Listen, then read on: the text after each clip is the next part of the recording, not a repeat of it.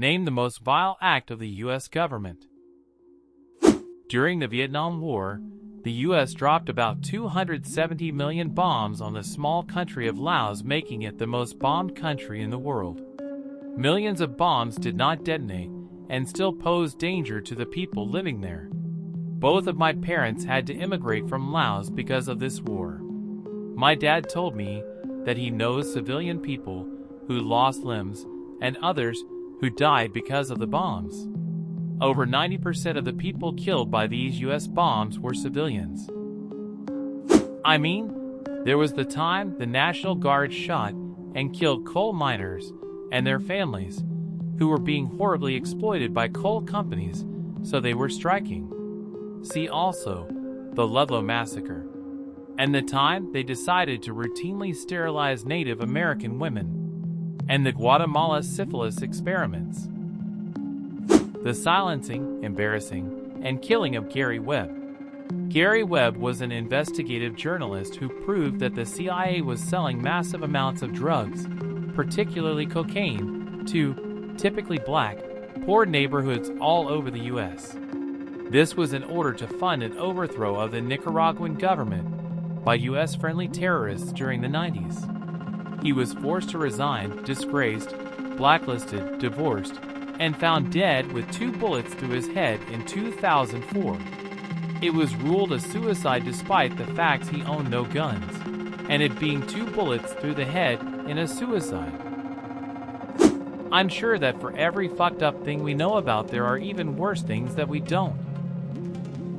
Right now, everyone in America is completely focused on the coronavirus pandemic, while the government quietly prepares to push through a highly controversial bill, one that would give them access to every incoming and outgoing call or message, without a warrant or court order. Honestly, there's so many grotesquely fucked up things it's hard to pick just one. Not to mention there's so much that's classified that honestly we don't know for sure. The thread is bound to mention stuff like slavery, Tuskegee, MK Ultra, Trail of Tears, Iran-Contra, Jim Crow laws, Vietnam War, voter suppression, Operation Northwoods, the Patriot Act, pretending COVID is a hoax to short stock, bombing Hiroshima and Nagasaki, executing mentally disabled criminals, and the list just goes on and on and on. How do you pick a most fucked up thing? I think the worst part is that they managed to convince everyone that it all won't happen again. Sandy Creek Massacre? 500 Colorado cavalry were sent to track down natives that were attacking settlers. For good reason, but that is a long story. They ended up coming to a Cheyenne village that was known to be peaceful. Its leader, Black Kettle, was a voice of peace for the natives, and had even gone to Washington, D.C. to meet with President Lincoln and negotiate a lasting peace between Americans and Cheyenne. Lincoln gave him an American flag and told him that so long as it flew in their camp, no American would harm them. Anyways, this asshole Chivington was leading the cavalry, and saw it as some kind of noble duty. After months of searching for aggressive natives, and coming up empty-handed, the government ordered him to disband his force and go home. Chivington, now faced with the prospect of his crusade being an embarrassment, decided to attack Black Kettle's village, basically just to say he did something. The Colorado cavalry attacked in the middle of the night in mid-November, while everyone was sleeping. Eyewitness accounts are terrifying, and basically women, children, and men were run down as they tried desperately to flee across a frozen river. Black Kettle ran into the middle of the battle waving the American flag and screaming that they were friends of America. But the Americans turned on him, and he was forced to drop the flag and flee as well. The fact that Black Kettle survived is miraculous, but most of his clan did not, and the few that survived the battle mostly died of hypothermia and starvation from literally fleeing through a frozen river in the middle of the night. Cavalrymen raped live and dead women, including children, and cut off male and female genitals and strapped them to their horses as decorations. Black Kettle, and what remained of his clan ended up getting sent to a reservation, where they mostly starved to death, and Black Kettle gave up on peace as the younger generation flocked to warlords like Roman Nose and Crazy Horse. This ended up contributing to Red Cloud's war, as did most of the other atrocities in the West. Oh, also Chivington was known to have said, "Bits make lice," a statement that referred to his campaign of exterminating native children along with everyone else.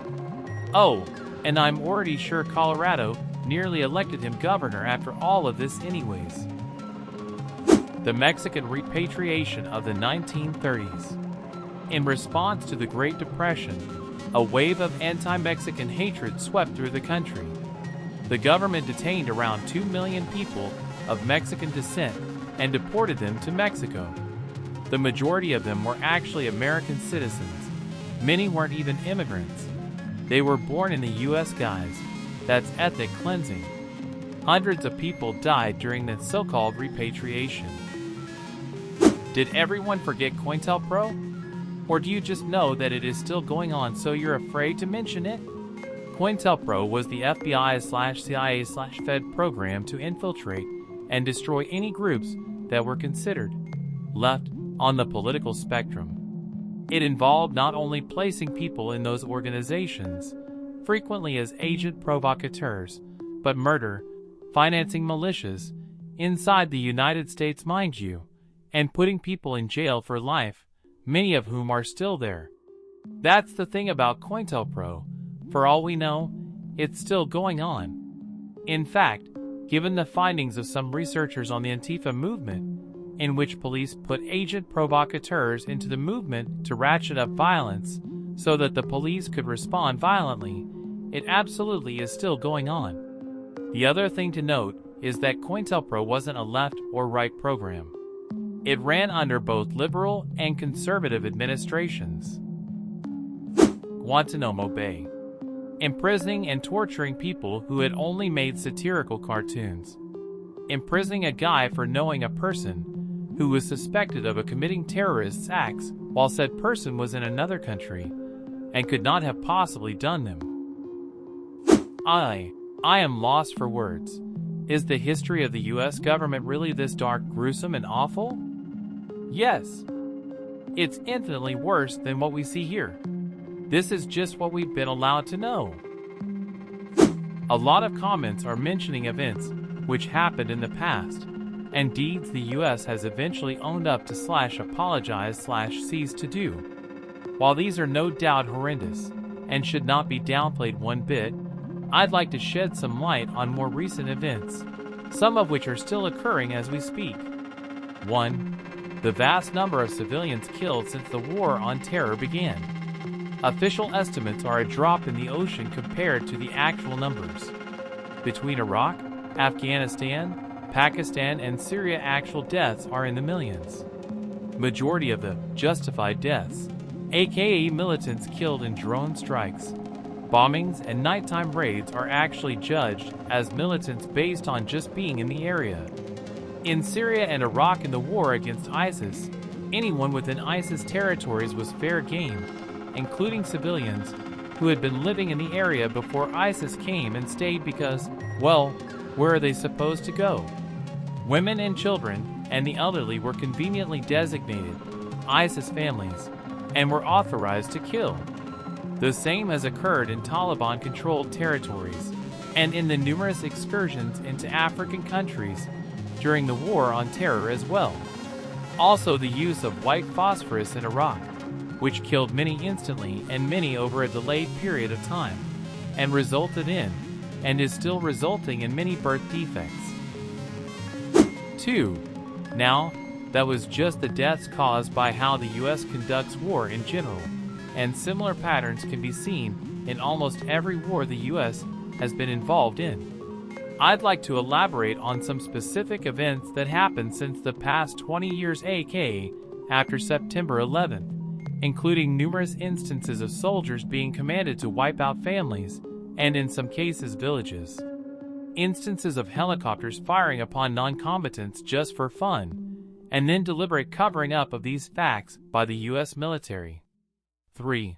the illegal detaining and inhumane treatment, and straight-up torture, dubbed by President Bush as an alternative set of procedures, of people in offshore holding facilities such as the infamous Guantanamo Bay, Abu Ghraib, Camp Bucca, and Parwan detention facility near the Bagram Air Base, and the numerous abuses done there.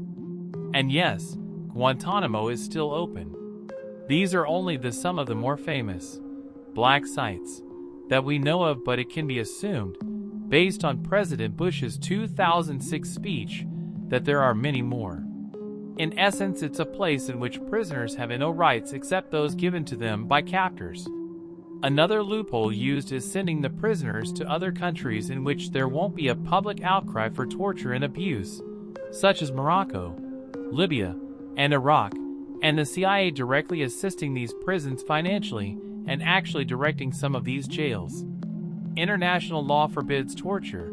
However, the CIA is allowed to engage in enhanced interrogation techniques, aka torture. 4. Finally, while the above three were about U.S. government authorized and sanctioned behaviors, there were also events which weren't officially condoned but still happened under the military's watch. While the U.S. government shouldn't be held directly responsible as these were perpetrated by individuals, the U.S. government should accept some responsibility, as the acts were done under careless oversight and attempts to cover up the crimes after the fact. The most famous of these were the Mahmudiyya rape and killings, in which an Iraqi girl was gang raped by U.S. soldiers and her body burned to hide evidence. Her family was killed off in front of her eyes before the rape, and as more details came to light, it became clear that the crime was premeditated and planned carefully. When one of the participants couldn't stay silent about it and tried telling superiors, he was told to shut up and later on was threatened. Besides this case, many others have occurred but simply weren't exposed, and according to civilians in these countries, it happens much more commonly than we hear about. Daughters and sisters and mothers go missing only to be found dead, with evidence of rape/assault. Well, one of the worst ones in recent history is only 40 years ago. The government basically laughed while the gay community died of an epidemic and didn't bother doing anything about it until it started affecting heterosexuals. We literally lost a whole generation of gay people in this country. Where to begin? Genocide of Native Americans, slavery, coups and civil wars in Argentina, Honduras, Guatemala, Nicaragua, Haiti, Dominican Republic, Iran, Panama, Philippines, and probably countless others I can't remember off the top of my head. Vietnam War, including chemical weapons used against Vietnam, Laos, and Cambodia. Tulsa Race Massacre.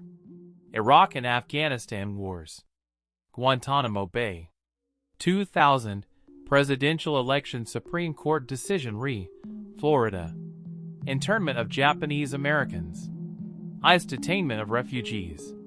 The U.S. government is a cesspool of war criminals. It is responsible for countless atrocities, some of which are ongoing. The U.S. government is a terrorist organization. Back in the 50s and 60s, the U.S. military tested several different biological weapons on, and unbeknownst to the public, they specifically targeted low-income and poverty-stricken areas. They tested things from chemicals to viruses. It wasn't declassified till 10 years ago. Edit. Why would they declassify it? Freedom of Information Act required them to disclose this. For years, so many people were arrested, disappeared, and even dismissed as conspiracy theorists through this. I can also say that chemtrails aren't a thing. I work aerospace, and the altitude that these planes are flying wouldn't do anything. Planes would be flying much lower like crop dusters in order to make any effect. It's literally vapor and exhaust coming from the planes, and some stay longer because of the different altitudes, temps and RH that they are flying. Edit 2. Since people are still arguing to me for chemtrails, here is the science that debunks it. Well, as an American, I have a list. 1. Those poor Native Americans, Trail of Tears, pretty much genocide, probably the crowning fuck up, too. The foundation of the Banana Republic of overthrowing South American countries plus Hawaii. Our most current one is Bolivia. Pretty much corporate enslavement 3. Shock therapy and genocide of those with disabilities in the 1800-1980s.4. Many proxy wars like Angola, Vietnam, Afghanistan, many Gulf Wars, Syria, Libya, Yugoslavia. 5. Being a century late in banning slavery. Apparently that called for a civil war. 6. Being extremely racist to every large immigrant that shows up since like ever. We find a new different group every decade. Nearly all of these have killed millions or hundreds of thousands, or at the very least dozens. I'm amazed how no one has mentioned the MOVE bombings. The police discharged over 10,000 rounds of ammunition in a high-density residential area. When MOVE and other residents would not comply with the evictions, the police gave the order to bomb the building. The explosion immediately set fire to the building. MOVE could not leave for the fear of being shot, and the fire department, scared of also being shot, said to let the building burn, leading to the burning of building and homes for blocks. Pretty sure they killed this woman, Dr. Mary's monkey. She was working on a cure for HIV, if I remember correctly. And as we all know, that is something that many people believe was created by the government. She was linked to the Kennedys. There is a lot of conspiracy type work on her that seems to be a little far-fetched, but the rest is very interesting. I don't see this mentioned yet, the radiation experiments of the 1940-1970s. From a summary of the book The Plutonium Files. From April 1945 to July 1947, 18 men, women, and children were injected with plutonium by doctors working with the Manhattan Project. None of the subjects was told what was being done, and none gave informed consent. They were chosen because the doctors believed them to be mortally ill, although many lived for years, even decades, with the plutonium working its damage in their bodies. In Nashville, scientists at Vanderbilt University gave pregnant women radioactive cocktails. Prisoners in Oregon and Washington had their testicles radiated with neutrons. At the University of Cincinnati, nearly 200 patients were irradiated over a 15-year period. In Massachusetts, 74 boys at a Dickensian State School for unwanted or homeless boys were fed oatmeal laced with radioactive iron or calcium. The University of Chicago, one of the 3 sites for the plutonium injections, also fed solutions of strontium and cesium to 102 subjects with the assistance of Argonne National Laboratory. Again, no one told the victims what was going on, nor did anyone ask their consent. I mean, which decade? Which century? That's a pretty broad question and definitely has thousands of answers. In the 1930s, in the midst of the Great Depression, syphilis was a huge problem. Around 35% of black males were infected. The Public Health Services set up a study called Tuskegee Study of Untreated Syphilis in the Negro Male. They promised the 600 black men who took part in the study that they would get free health care, medical exams, meals, and burial insurance. 399 of the 600 men had syphilis, while 201 did not. However, the infected men were never told they were infected, and they were never actually treated for syphilis. Instead, the PHS told them they were being treated for bad blood. Instead, the infected men were experimented on just to see how bad the disease could get. More of the tests and exams performed were extremely painful and 100% unnecessary spinal taps. The study was supposed to take place over 6 months. Instead, it continued on for 40 years, even reaching the point when penicillin had become an acceptable form of treatment for syphilis. The black men were still not treated for it. An estimated 130 of the black men, who were farmers, died from the infection or from complications of it. Almost 40 women contracted syphilis from their husbands, and 19 of the children of these men were born with congenital syphilis. In the book titled Bad Blood, The Tuskegee Syphilis Experiment by James H. Jones, he provides a quote from the lead doctor responsible for the experiments on why the black male farmers were chosen for the study, Dr. Taliaferro Clark. Negroes are very ignorant and easily influenced by things that would be of minor significance in a more intelligent group. Thank you so much for watching. In the comments below, share the most disgusting secret your government has ever tried to hide, and don't forget to check out our other videos.